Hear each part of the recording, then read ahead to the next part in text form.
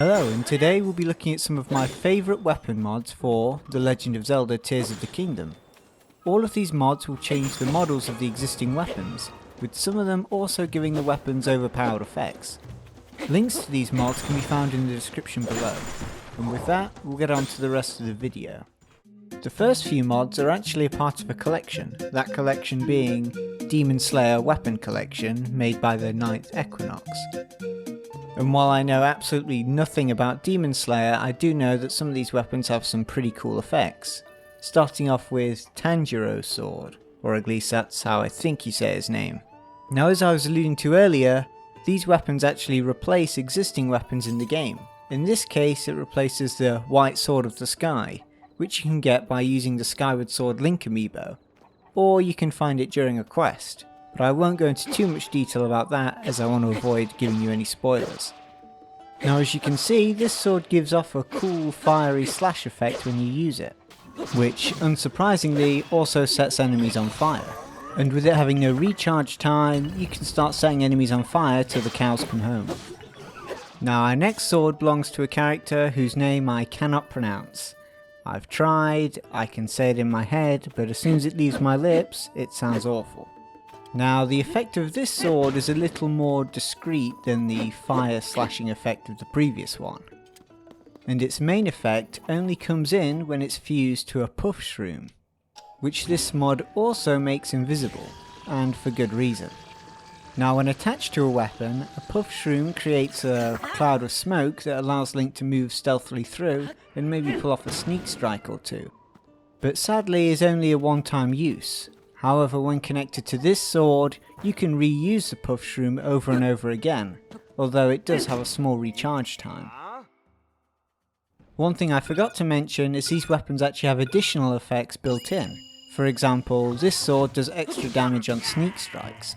The weapon also happens to replace a Gloom sword, which you can often get from defeating Phantom Ganons. The next weapon, which again is another Demon Slayer weapon, is Uzui's Dual Blades. Now, sadly these weapons don't have any cool or funky effects, and one of them also happens to be a shield, although they do happen to look really cool. And since they replace the Scimitar of the Seven, as well as Daybreaker, they actually do a lot of damage. They're also loaded with more hidden effects, which you can find on the mod page. Now, the second to last Demon Slayer weapon we'll be looking at is probably my favourite, and that's Doma's fan. And here we have to give a small thanks to the author of Demon Slayer for giving me an easy name to pronounce. Now, this fan has a similar effect to Tanjiro's sword, where it gives off a slash effect, although this time it seems to have a little bit more range and freezes enemies instead of setting them on fire. It also gives out a gust of wind, which is an interesting combo. What makes this an interesting combo is that frozen enemies will travel quite far when pushed, turning them into a living ice hockey puck, although it can get quite annoying having to chase them down. This weapon again replaces the Sword of the Hero, which can be found in Hyrule, or can be found using the 8-bit Link amiibo. Our last Demon Slayer weapon is Gyutaro's Sickles, which, similar to the other guy whose name I forgot, I'm going to call him Uzui for the time being, this weapon relies on using a shield to also look like a weapon. Now, similar to Doma's fan, this weapon gives off a long-range slash effect, although this time in fire. If you hadn't already realised, this weapon is also a boomerang, meaning it can be thrown. These two weapons both replace the Sea Breeze boomerang and the Sea Breeze shield, which can be both found within Hyrule, as well as being found using some of the amiibos, which I think are the Toon Link amiibos, as well as the Wind Waker Link amiibo. Now, the next weapon should need no introduction, as many of you know it as Angeal's sword from Final Fantasy Crisis Core. Now, on a more serious note, this weapon replaces the Goron sword, which you can find in Hyrule, as well as being found using the Ocarina of Time Link amiibo. Sadly, it doesn't come with any extra effects, and it does slightly clip through the floor as Link is a little bit too small to use it. But with how cool and detailed the sword is, I don't think you're really going to notice. Now, the next mod isn't exactly a weapons mod, rather a mod that changes the appearance of some of the materials, the materials being the dragon horns as well as the Gleok horns.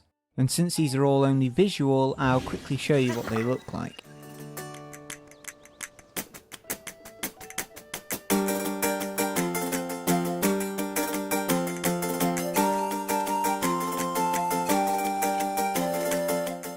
And now we're onto the Gleok horns, which look about twice the size of Link. Luckily, when fused with a weapon, they return to a more normal size.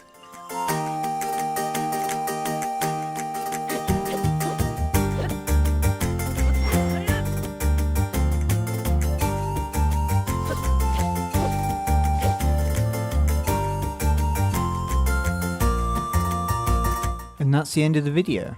There are obviously way more weapon mods for the game, especially if you want a Master Sword that looks slightly different, or an improved version of the weapons from the previous games. Anyway, the links to these weapons will be in the description below, and thank you for watching.